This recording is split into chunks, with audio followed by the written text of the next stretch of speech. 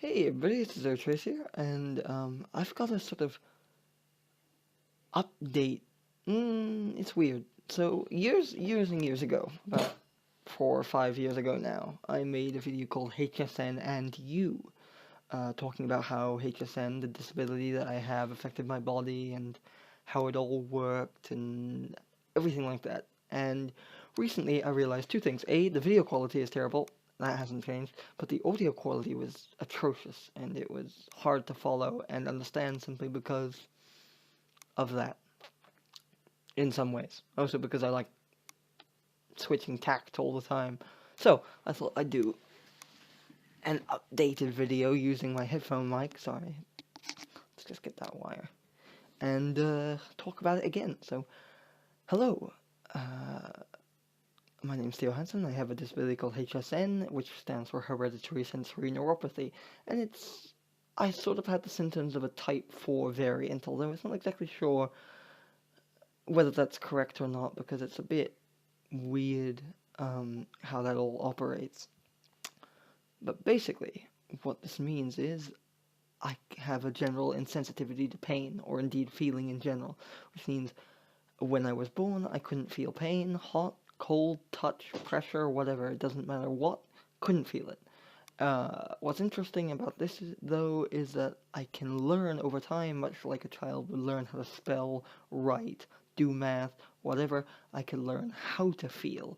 So I could learn hot, I could learn cold, I could learn touch, I could learn pressure, not to the same degree as a normal person.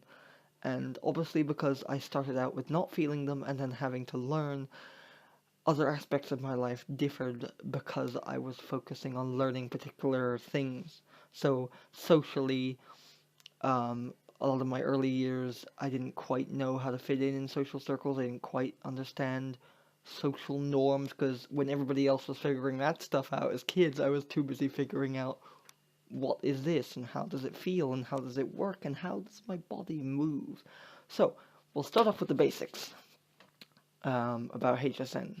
And I would like to have a small note before I start that although my counterpart in the US, Adam, he goes more in depth on the medical side of things, I will be focusing on general point of view, like how it affects me personally and how it affects me in day to day as opposed to the medical side and the theoretical side of things. So, first off, where am I at? Where am I at in the present? You'd think you'd start with the past, but actually it's much easier to start off with the present and then work backwards and then show forwards the final thing. So, presently, I have a okay sensitivity.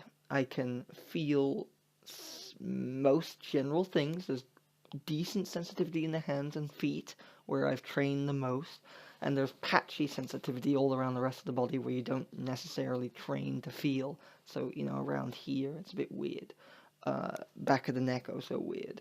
But generally, I have a good sensitivity, so I can feel most things, especially if they're as I say, in my hands and feet. Um, there are, of course, injuries on my hands and legs and stuff like that, but generally, these injuries are nowhere near as severe as when I was a child. And they're mostly just small scrapes and bruises that I don't even feel because they're so small. I still haven't gained that good control of feeling pain. It's still patchy in areas, as I say, and it's nowhere near as good as a normal person's.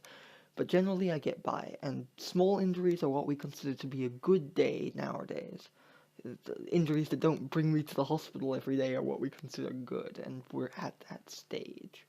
So, yeah, I still do not have fine control of my hands. When I'm using a keyboard, I tend to use only these two fingers, because these three do not operate independently well. I don't have good flexibility, I don't have good mobility.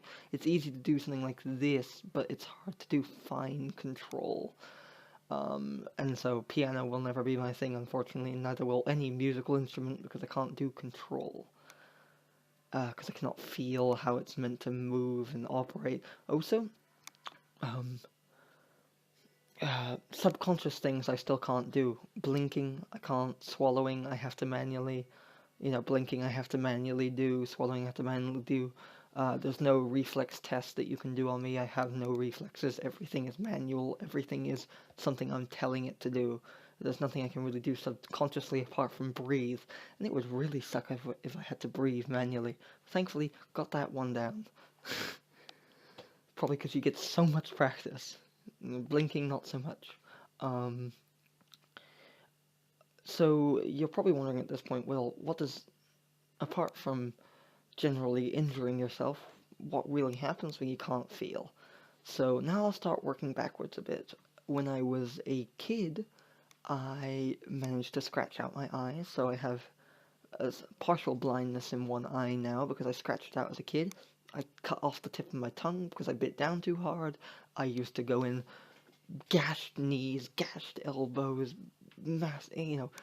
fingernails coming off all the time, infections, because wounds would fester because I wouldn't know they existed in the first place. This is particularly prominent in the feet, because who checks the underside of their feet for a cut that they can't feel? Not me, and certainly not when you're a kid. Oh, so sorry if you see dribble, of course. Again, it's because I don't swallow, so, or properly. Well, I do swallow, I just don't tell my brain to swallow until it's too late in most instances. Right, sorry. But HSN obviously affects me, and this is a good segue, um, in ways that include balance and mobility. I don't have, I can't, last time I did this, I didn't do this with a headset mic, and so I'm sorry, but I don't have good control of the feet. I tend to slouch and keep my center of gravity low because I don't want to topple over, and if I close my eyes, I tend to wobble about because I keep my balance through momentum, continuously moving. If I have a conversation with you, I'm always pacing and moving and walking around and doing stuff. Not doing that so much here because I have this chair right here for me to stabilize, and I'm resting my leg on it, which you can't see. Um,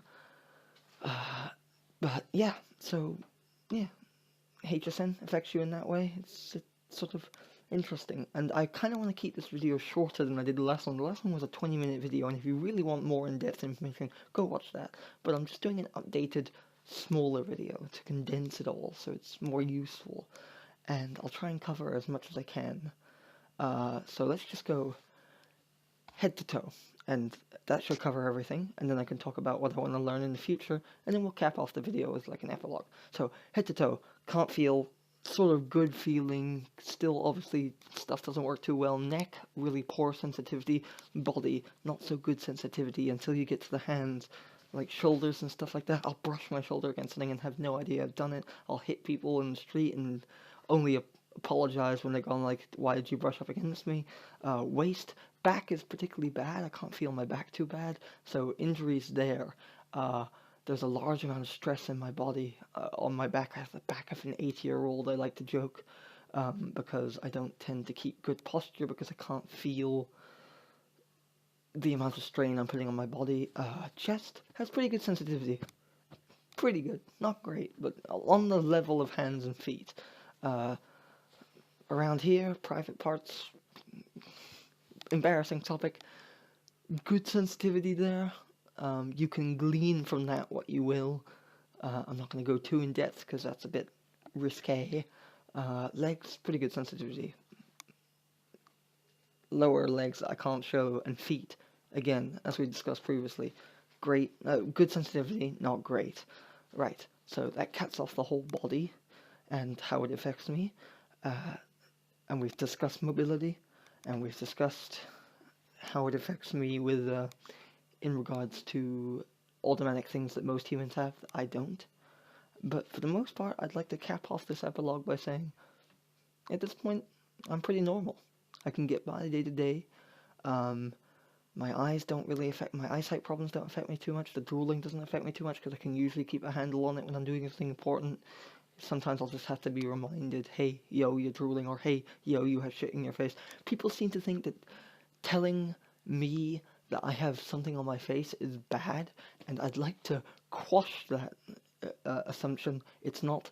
No one likes looking like a retard in a room with shit on their face. Trust me, tell me, it's much better than just walking around with, I don't know, rice everywhere. Whew. Yeah, it's way worse. You just look stupid.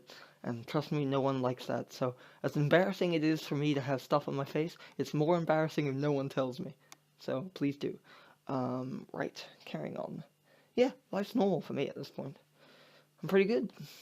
Uh, I've had a pretty good lease on life. I've worked towards and stuff. I'm no longer feeling as alone as I used to.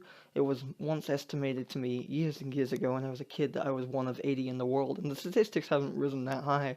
I know of only one other person in the States with a similar one to me, and the rest of the ones he knows all have pretty other variants. But I'm in a pretty fine line between the I think it's like hundreds of thousands of people with this disability that are retarded and like a vegetable, and the ones that are completely normal, like they have slight insensitivity. You know, you wouldn't know they had it. They probably don't know they have it. And I'm just this fine, weird line of I didn't feel when I was a kid, but now I sort of do. And that's weird, because most of them just don't feel at all and never gain the feeling. So I'm kind of lucky. I don't know. Better chances of winning the lottery than meeting me, though. Or at least that used to be true. Now, with the advent of technology and YouTube and Twitch and stuff like that, you sort of have lower chance. But still, I guess you've technically won the lottery by watching this video. So take that luck that you've just procured and go buy a lottery ticket. Anyways, capping this all off. This is me in 2019, doing pretty good.